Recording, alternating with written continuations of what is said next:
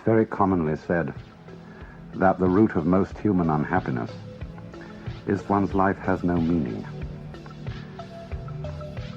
Favorite story to ever come out of Greek mythology is the one about King Sisyphus. He was punished by Zeus for his pride and deceitfulness by making him roll a boulder up a hill. Once the boulder reached the top, it would roll back down again, and Sisyphus would start over, and this would go on for literal eternity. This is the epitome of a meaningless task, and it's truly a horror story for most people I know.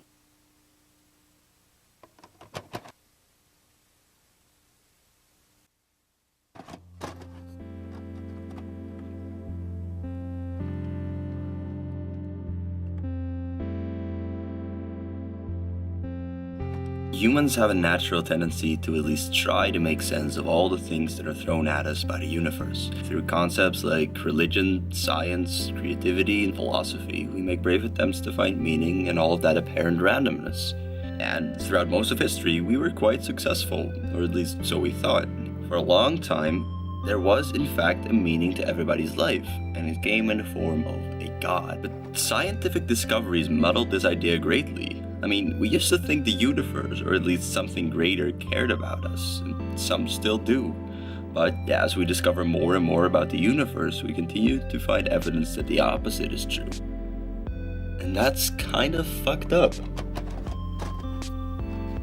Because what do you do then? You know that there is no inherent truth to the universe and no single purpose for any of us to exist, but you're still here, you're still alive, and according to society, you're still supposed to contribute and be happy, even though you've pulled back the curtain and discovered that there's nothing behind it. What now? Do you have to keep pushing the boulder up that hill, knowing it will roll down again? According to French philosopher Albert Camus, you should. Definitely. And you should smile while doing it. See, Albert Camus was a 19th century philosopher born in Algiers in what was then French Africa. But what made him so special and so different from his contemporary philosophers like Nietzsche, the nihilist, was his optimism in the face of meaninglessness. He described the contradiction between the human search for a purpose and the universe's inherent lack of one as the capital A absurd. Camus stated in one of his books called The Myth of Sisyphus, "The struggle itself toward the heights is enough to fill a man's heart. One must imagine Sisyphus happy."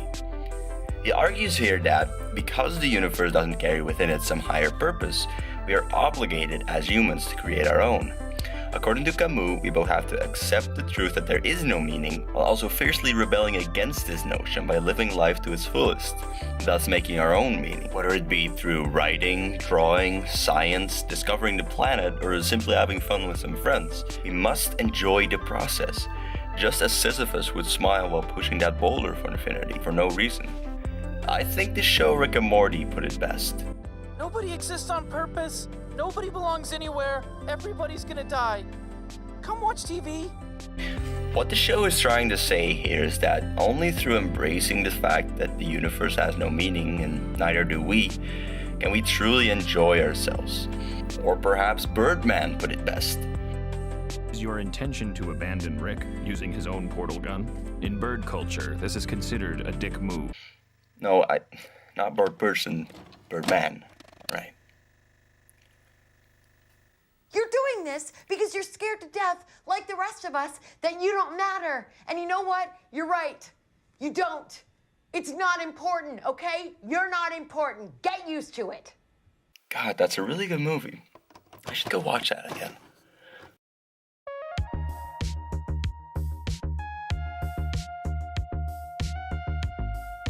Camus was an advocate for the appreciation of little things. He lived in wealth and had a taste for the finer things in life, which is a stark contrast to the likes of Kierkegaard and Heidegger. Truly, Camus provided what the other existentialist and nihilist philosophers failed to offer: a solution to the absurd. The idea that, despite the fact that nothing matters, there is still purpose, if you are willing to create it. Because if nothing matters, then by that same logic, everything is equally important. Taking your first steps as a baby can be as significant as being the first man to walk on Mars. It's all a matter of perspective. So often, in those moments when our impetuous seeking for fulfillment cools down, and we give ourselves a little space to watch things, as if they were worth watching, ordinary things. And in those moments when our inner turmoil has really quietened, we find significance in things that we wouldn't expect to find significant at all. We're overlooking the significance of the world by our constant quest for it later. Don't do drugs again, just weed. Okay. And Thomas? Fuck the system.